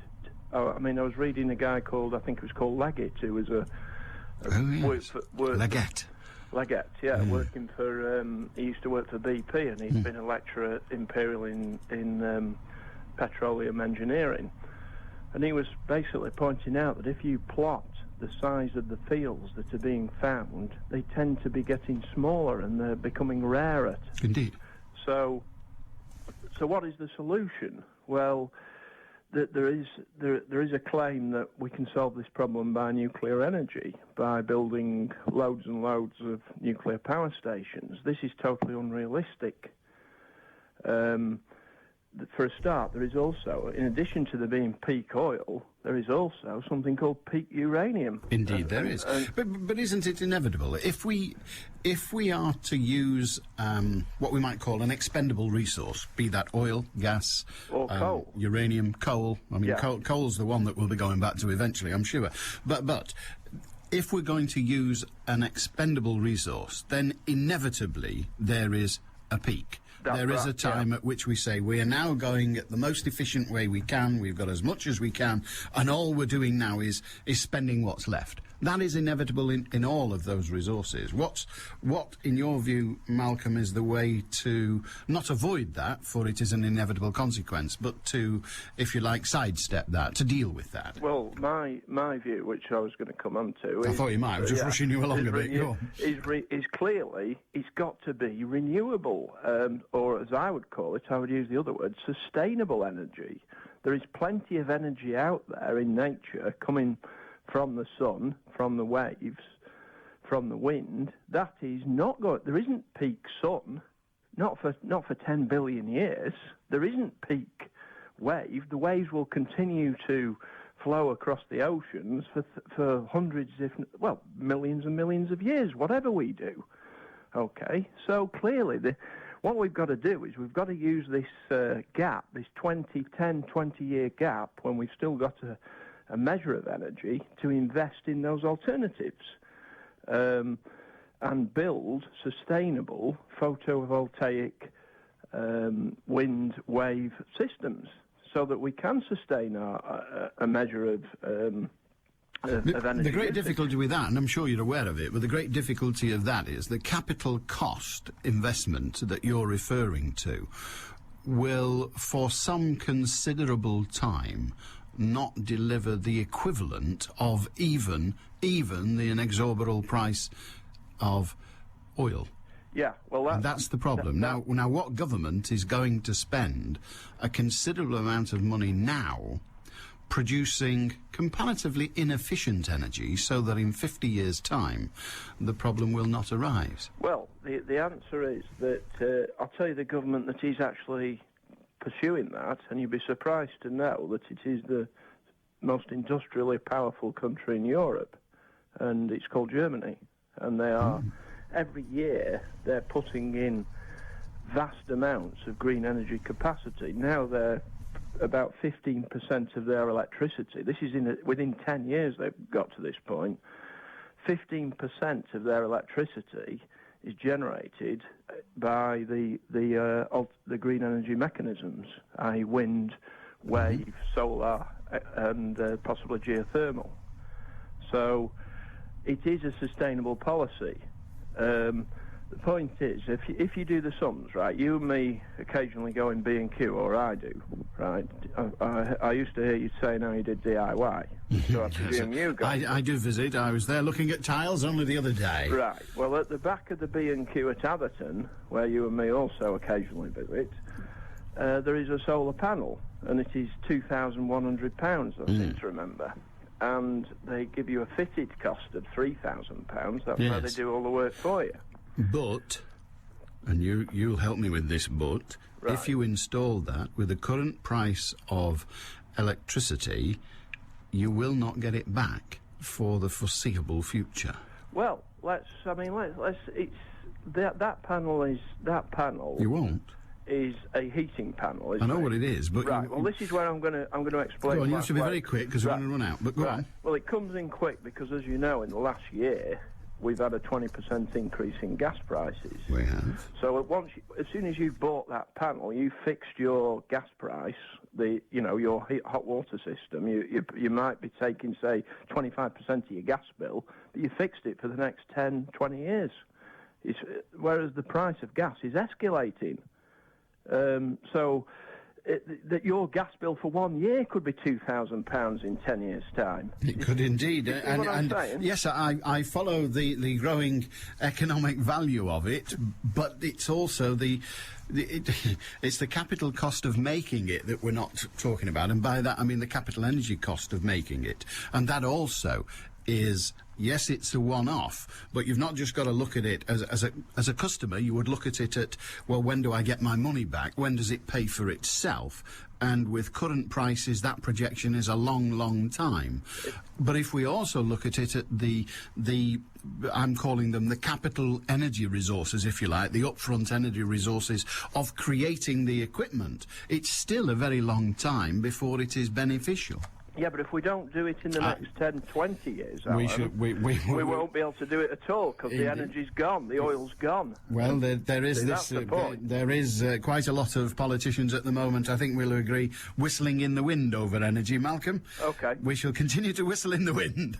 Have a good day. Thank you. 0161 228 2255. Malcolm, very much in favour of the time has come. We should do it now. The time is here. Energy is costing what it's costing, and the time is now. And if that means we're out of pocket for a year or two, fine. Alex in Manchester, can you please explain why rich farmers use red diesel with no duty on it? Alex, yes I can, except the only thing wrong with your statement is rich farmers. Farmers are often capital rich, frequently cash poor. Indeed, often they are tenant farmers and only have the cash poor element of it. The government decided that it didn't want farmers to pay excise duty on fuel because that would reflect immediately on the price of food. So the reason they get red diesel, as it's called, which is duty-free diesel, it's stained red so that it can be checked, but the reason they get it is because it's a way of subsidising farmers, and farmers at the moment need considerable subsidy, although arable farmers are doing jolly nicely at the moment as well. But that's a rare beast indeed. Joseph in Middleton. Hi, Joseph. Good afternoon, Alan. Good afternoon, sir. I'm not into energy, but I always remember what Tony Benn said on the radio. My word. Go on. He said if he goes to hell, there's an energy crisis.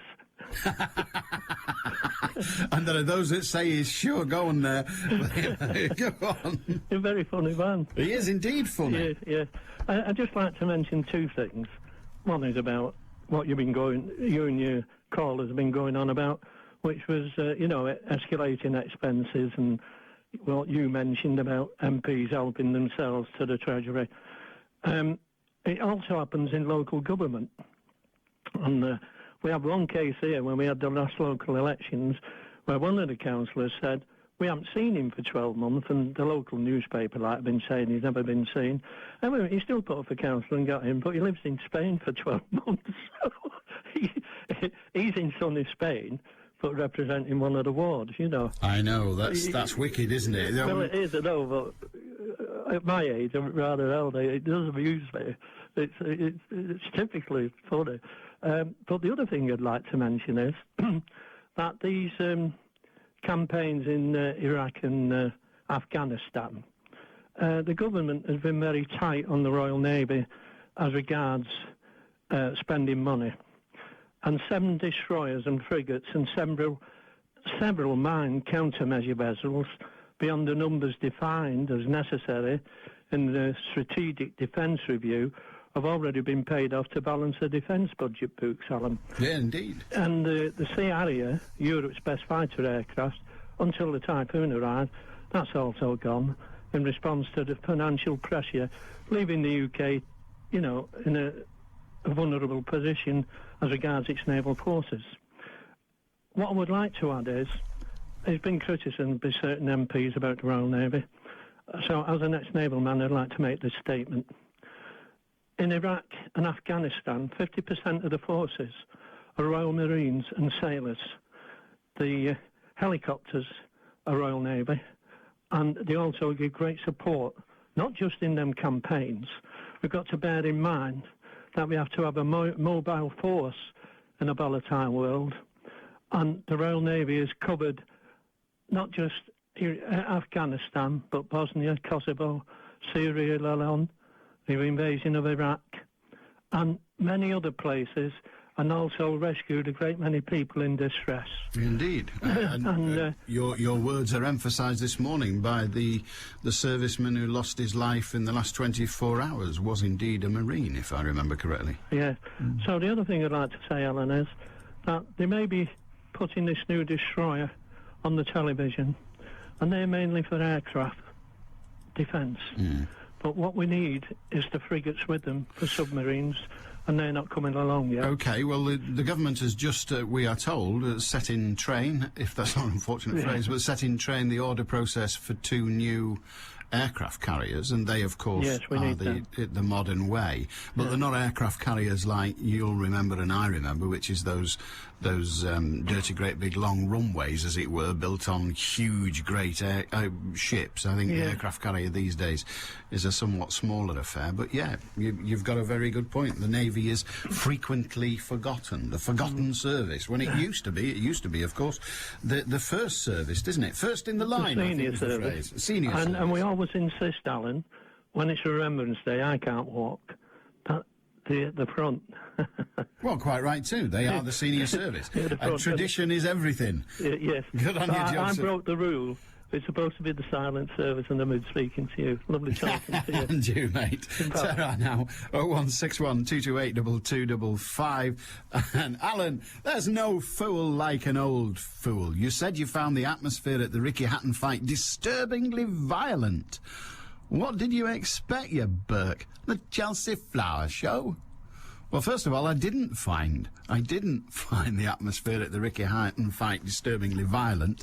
The only Ricky Hatton fight I've actually been to live was in Las Vegas, and that's the one that was considerably less, a smaller, if you will, if not even a zero frisson of violence in the air.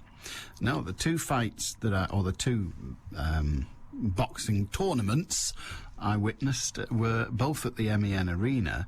One involved that idiot with a monocle, forgotten his name, yeah, him, both involved him, and frankly the frisson of violence in the audience was what I was referring to. But yes, boxing is a violent sport. There's an awful lot of violence in rugby. But you don't get the sensation when you go to rugby league or rugby union games. You don't get a sensation of violence there, despite the fact not only the two people trying to beat the whatsits out of each other, but there's either 30 or 26 trying to beat the whatsits out of each other. But there's no frisson of violence in the audience. There isn't. But occasionally, I'm sure Barneys break out, but there isn't that sensation. So there is a difference. 0161 228 2255. Dave in Tameside with you after the sport. BBC Radio Manchester. Headline news. A masked man has held a gun to the head of a cashier as he robbed a bank in Oldham. Police say the woman was left understandably terrified. Lorry drivers are causing disruption in South Wales and central London in a protest against the rising cost of fuel. Stockport County fans will get the chance to join in a victory parade for their team later. The county will celebrate their promotion to League One with an open-top bus parade through the town tonight. Manchester's weather cloudy with light rain, highs of 15 Celsius. I'm Anna Dawson. BBC Radio Manchester 2020 traffic. Well, starting out on the roads firstly, and traffic on the M62 again, still affected by these strong winds. Really is quite bad over the Pennines at the moment, and apparently it's looking fairly heavy from junction 22 on the Leeds-bound stretch all the way through to junction 26. Now, apparently there's no accidents or incidents that have been reported in the area. It just seems to be due to the sheer volume of traffic heading between those two junctions. So do take care if that's the way that you're heading at the moment. You do need to take it very carefully indeed, what with the wet weather and bad winds in the area. Taking a quick peek to Hyde Market Street on the A57 northbound, still closed between the M67 and G Cross with a diversion signed locally. And in Poynton London Road, again, still one lane down with temporary traffic lights in operation whilst bridge maintenance work continues on London Road both ways between First Avenue and Adlington Park. Don't forget, of course, if you can update me, do get in touch. Make sure it's hands-free before you dial. The number's 0161 244 4951. I'm Cara Banks. BBC Radio Manchester Sports with Will Perry. Well, we've been talking about it all morning and early afternoon. Warrington have confirmed that they've parted company with coach Paul Cullen by mutual consent. Cullen handed in his resignation following last night's 36-28 home defeat at the hands of Castleford. The Tigers scored 4 tries in the last 12 minutes, leaving Warrington 7th in the Super League table, and angry fans calling for Cullen's head after mounting pressure this season. Well, Wolves chairman Lord Hoyle praised Cullen for his time at the club. Paul is a Warringtonian through and through, and no one has been a more loyal servant to Primrose and Blue than Paul. He rescued us from a very difficult position in 2002 when he came back, and he served the club well, and we wish him well for the future. For you personally, Doug, you've known him for such a long time. Even on a mutual consent basis, parting of the ways can't have been easy. Well, it's not easy, is it? It's not easy, but the results on the field have been disappointing. And Paul understands that as well, and we've got to move forward with the club, and we've got to get a winning side. Paul has been a legend, and he's leaving, and that is very, very sad indeed. Warrington chairman Lord Hoyle speaking to Phil Kinsella a little earlier on. Well, assistant coach James Lowes has been appointed as acting head coach. That's until a permanent successor is in place.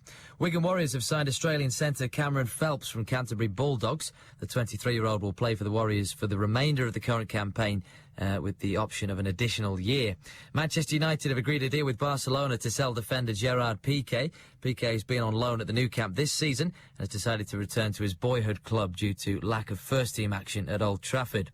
John Terry has been named captain for England's friendly against the USA at Wembley tomorrow. He replaces Manchester United skipper Rio Ferdinand, who wore the armband in England's last game. Capello says he's made his decision to make Terry captain prior to last week's Champions League final. Listen to this for his English. I decided before, but the first captain was Gerard, after Rio Ferdinand, and now John Terry. I think at this moment is a good decision for John Terry after the non-ice Wednesday. I told him I will be the captain. He was very, very happy. That's one of his first interviews in English. Pretty good, I think. We've also been told that Wayne Rooney will start tomorrow night, with England playing two up front. Manchester City owner Thaksin Shinawatra has again sidestepped questions on Sven-Göran Eriksson's future as City manager at Eastlands. His future at Eastlands, sorry. Sven is being linked with the role at Chelsea. Despite turning down the Champions League runners-up twice before, he still has an offer from Mexico if he wants it, but could accept a position as director of football at Stamford Bridge. Andrew Flintoff thinks he's still 3 weeks away from a return to cricket, keeping him on the sidelines longer than England and Lancashire had first hoped. He's therefore ruled himself out of next week's third test against New Zealand with the side strain he suffered 3 weeks ago. Flintoff is now targeting the start of the 2020 Cup for his return. I think the history of these things is 6 weeks, chatting to the physio, so just got to be patient. We've got no set game I'm trying to come back for, a set time frame now. But, we'll see what happens. There's 2020 cricket with Lancashire. Hopefully get back in for that, and I think we've got a couple of championship games later on next month. Well, following his win over Mexico's Juan Lashano at the weekend, Ricky Hatton's next fight will be against the IBF champion Paulo Malignaggi. That's later this year. The Hitman's father, Ray, says the venue is still to be decided, with a number of places competing to stage the fight. It's a bit of a tussle now between Madison Square Garden, the casinos in Las Vegas, and also now we've had a big approach that they'd love Ricky to fight in Canada, which is very, very nice, and it's very flattering that so many people want Ricky Hatton to fight where they live.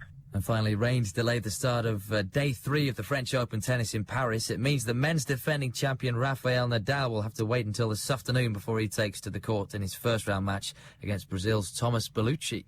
That'll be the first thing to happen in Canada for 50 years, won't it?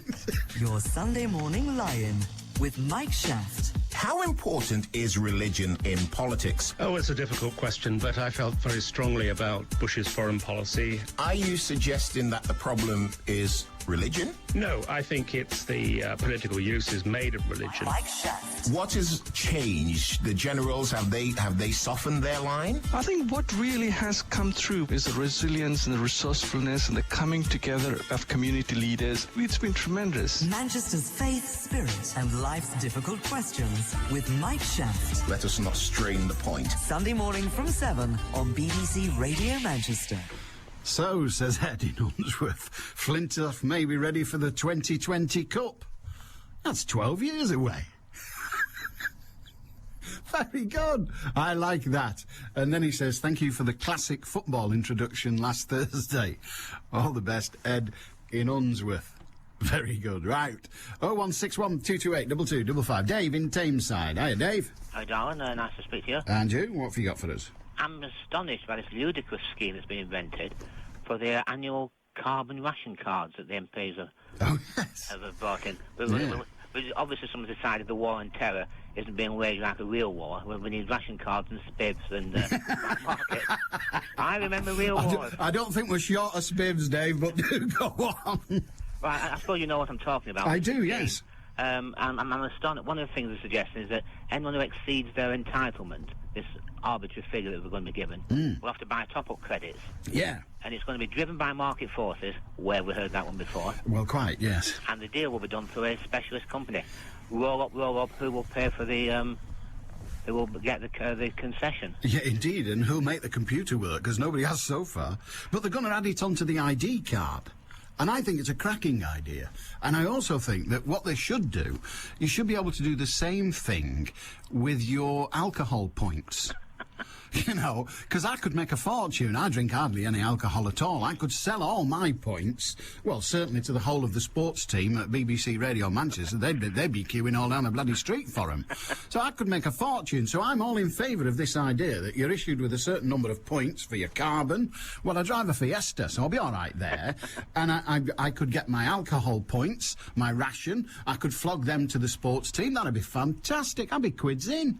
Oh, you could also, well, you could put other things on your nookie on the side, but this is nookie on the side. No, we can't go into this. I don't think people are going to be owning up to that come Tuesday. But come Tuesday, that's a good phrase. Well, anyway, go on. The thing that gets me is something. It goes back to what the gentleman was talking about, peak oil. It makes you wonder whether this isn't the real reason why we're doing it. Carbon emissions, greenhouse gases, nothing to do with it. It's just a way of quietly rationing petrol without getting everybody worried about it running out. Well, yes. That eventually it will be. It will either be rationed or it will be first come, first served, or it'll be auctioned off. Market forces. Now, that's fine when we are the 5th richest nation in the world. And I say 5th emphatically because until quite recently we were the 4th richest nation in the world. And it won't be long until we're the 15th richest nation in the world and won't be able to fight for the oil, won't be able to haggle for the oil. Well, talking about fighting for the oil goes back to what another gentleman said earlier on about these new supercarriers. Yeah. We all know, anyone who knows military history, that supercarriers are not defensive weapons. They're not parked off the coast of Britain to defend them. No, there is no such thing as defence. Well, if there's anything that sticks out, the total antipathy of a defence is the aircraft carrier. That is designed to park itself off somebody else's country. Yes. And invade it. And invade it. Or just threaten it. Or threaten it, or... Yeah, I mean, there is no such thing. I didn't say that correctly. There's no such thing as a defensive weapon. I remember having an argument with Ricky Hatton's trainer, who's a cracking bloke, and he said, look, this boxing, it's a defensive sport. And I said, well, why don't they just stand in the corner and not hit one another? Because then that's sorted. Yeah. But he said, well, yeah, because it's not a defensive sport. The objective is to go and knock the person out. You have guns, and they don't put flowers in the end. They put bullets in the back, and they make them go out the end as fast as they can to hit someone and kill them. I don't know what you think, Alan, but it's interesting all these separate stories seem to all come together. Yes. I think that's that old argument about everything comes in threes, doesn't it? Yeah, but if that was true, people would never have sex. But the thing that really amused me is this idea that the government's going to have a specialist company supervising the resale. No doubt at a nice commission, and no doubt at... Oh, they'd do lovely out of it. They'd do lovely. It'd be a fantastic company, wouldn't it? You'd want shares in that, wouldn't you? Certainly would. But, I'm just wondering what it says for the mentality of our politicians, that they're dreaming up ways of rationing stuff that's not actually, apparently, officially, on ration yet. Well, the truth is that it's very rare indeed that our politicians have ideas. They explain the problems to civil servants and others, and they come up with the ideas, and then the politicians pick one. Pick an idea, any idea. It's interesting. Yes, and it's going to. They reckon it could cost anything up to $2 billion a year to run. Nice money's not everything. Well, it's not everything. Can I have some of it that they don't want? The bad news is they want it all, if only to get their kitchen done. Perhaps we should have ration, and we should have money on ration, and those who are short should be able to get a bit more. Well, I thought that's what Labour governments were meant to do. Oh, I think you're becoming a historian now, Alan.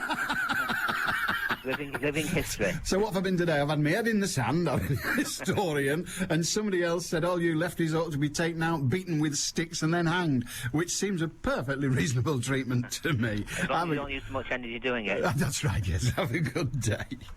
Nice speaking to you, Alan. And you, mate. Chancellor Alistair Darling is under mounting pressure today to ditch controversial proposals to increase road tax on gas-guzzling cars. Remember, it's not just your fuel that's going to go up by a couple of pence per litre, plus what it's going up percentage-wise at the moment. They're also changing the taxation system so that fuel-expensive vehicles, old ones, big ones, some as big as your head. I know, I just got carried away. But old ones, big ones, they're going to cost an awful lot of money. The government's facing a damaging rebellion over plans, with MPs concerned some owners who bought bigger cars before the change was considered could be faced with increases of up to £200. My Fiesta looks better by the day. Joyce in Oldham, hiya. Hello, Alan. How can we help? Well, I just wondered if you could tell me why. If anybody needs to speak about benefits, either pensions or otherwise, why you can no longer speak with the local office. You know, it's just you just dial like a central number, but you can't speak to your local office. I think the answer to your question is a simple one, and that is efficiency. Fiscal manpower, and more importantly, the quality of information. Well, I think people would be happier if they could talk to the local office instead of having to dial a central number, which is very difficult to get through to. Whereas if you had, when you could ring your local office, you got through very quickly. Well, you did.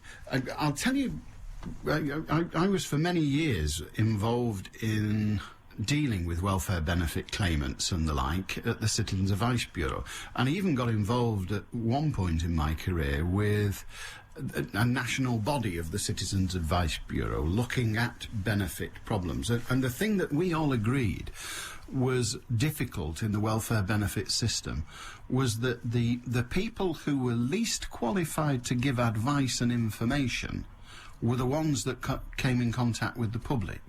In other words, when you went into your local benefit office, you didn't see someone who was fully au fait with the whole of the benefit system, because those individuals are few and far between. What you saw was the person who'd been trained a couple of months earlier in his or her section. Yeah. So in effect, the people you were having contact with, and this isn't a criticism of them, but pointing a finger at the reality of the system, the people you were having contact with were the least qualified to help you. I see.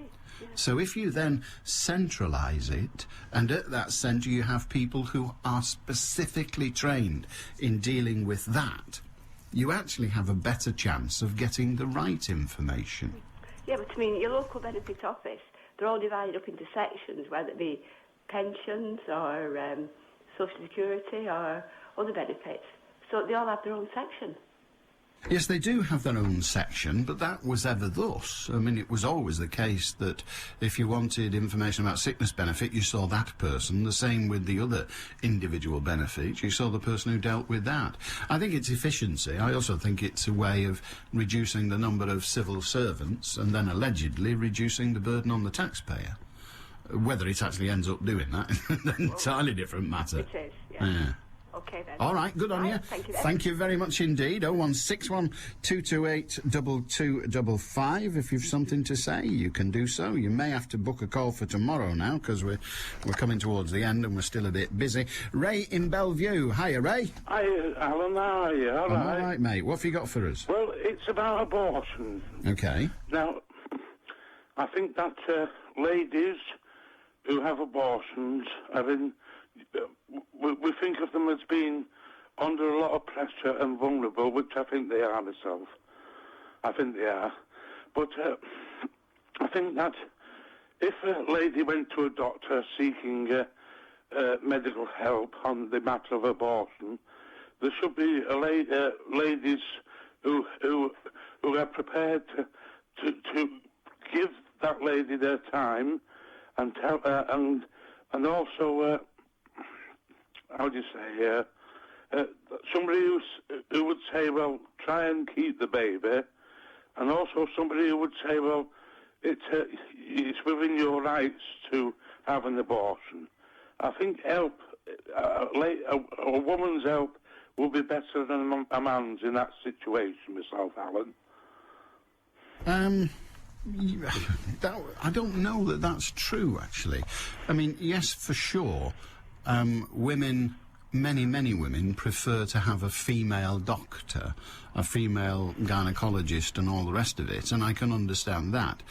But I don't know that that makes the difficulties of being a woman in the health service, whether you're a patient, a female patient in the health service. I don't know whether there's any benefit in it being a woman. I'm not sure. Yes, well, frankly, I went to church at Easter. Yeah. And I bought the church's newspaper. And I was dismayed. They were very judgmental towards not young ladies, but any lady who had an abortion. And I found it a bit heavy. I found it judgmental. Well, it is judgmental. I mean, some faiths, not all by any means, but some faiths actually believe that abortion is murder.